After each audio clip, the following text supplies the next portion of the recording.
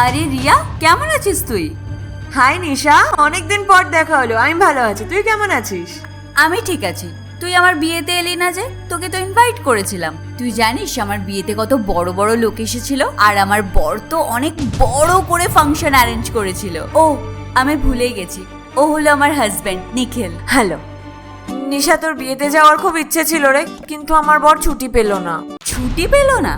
নাকি তোর কাছে পরে যাওয়ার মতো ভালো ড্রেস ছিল না? মানে? মানে এটাই, তুই জানিস আমার বিয়ে, আর আমার বিয়েতে সব বড় বড় লোক আসবে, আর সেখানে পরে আসার মতো ভালো ড্রেসও তোর কাছে ছিল না। ছাড়, বাদ দে। একদিকে ভালোই হয়েছে তুই আমার বিয়েতে আসিসনি। বাই দ্য ওয়ে, তোর বর কি করে? ও একটা প্রাইভেট কোম্পানিতে সিকিউরিটি গার্ডের কাজ করে। Security guard? ব্যাস। নিখিল, সিকিউরিটি গার্ডের স্যালারি কত হয়? 10,000, 12,000, 15,000, খুব বেশি হলে 20,000 টাকা। তোর বরের স্যালারি 20,000 টাকা?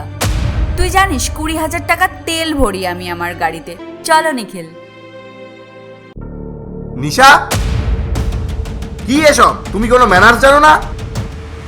কি হলো? কি হলো? তুমি জানো না একটা মহিলা সবসময় একটা পুরুষের পেছনে থাকা উচিত, আর একটা পুরুষ সবসময় মহিলাদের থেকে আগে থাকে, পেছনে না। সরি। ঠিক আছে, মনে রেখো। যাচ্ছি আমি, চলে আসো।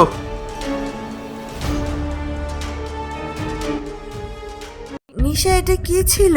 তুই এক্ষুনি তোর বরের নামে এত সুনাম করছিলি যে ও তোকে এত ভালোবাসে, তোর এত কেয়ার করে, আর এসব?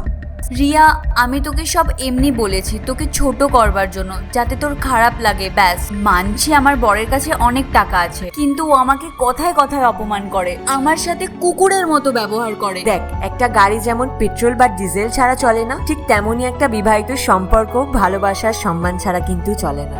সে তোর কাছে যতই টাকা থাকুক না কেন। দেখ, আমার বর হয়তো ছোট কাজ করে, কিন্তু জানিস কি, বিয়ের এত বছর হয়ে গেছে, ও কিন্তু আজও কখনো আমার সাথে চেঁচিয়ে কথা বলেনি, কখনো আমার কথার পাল্টা জবাবও দেয়নি। ও নিজের আগে আমার কথা ভাবে। রিয়া, একটা কথা বলবো? তুই খুব লাকি যে তোর বর তোকে এত ভালোবাসে। হ্যাঁ, আমি খুব লাকি। ঠিক আছে, আসছি রে, বাই। নিজের খেয়াল রাখিস।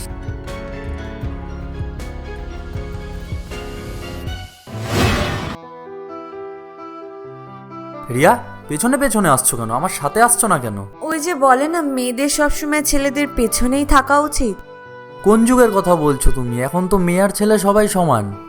দেখো, এখনকার মেয়েরা ছেলেদের সাথে কাঁধে কাঁধ মিলিয়ে হাত ধরে একসাথে চলে, বুঝতে পেরেছো? বুঝেছি।